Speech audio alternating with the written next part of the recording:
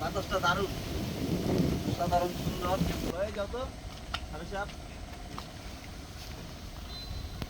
আমরা যাচ্ছি বন্ধের রাস্তায়।